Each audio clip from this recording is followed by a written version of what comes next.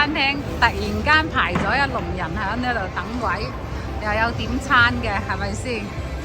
嗰嚿嘢今日第一日上班啊，突然間感覺好旺。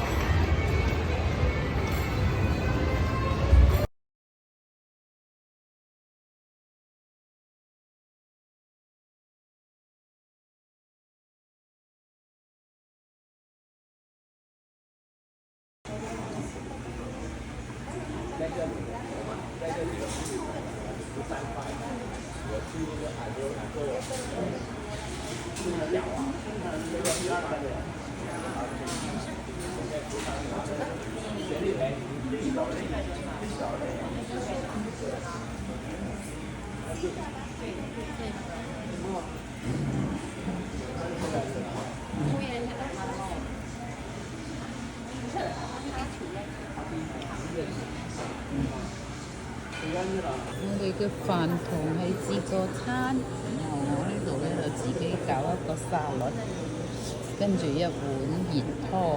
早餐就食熱嘅嘢，底下放啲葱啦，兩個雞蛋啦。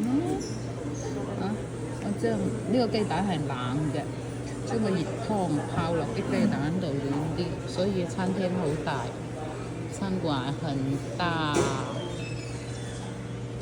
這裡有很多菲律賓的員工，本地的、中國的。我的工作環境，等一下就去餐館。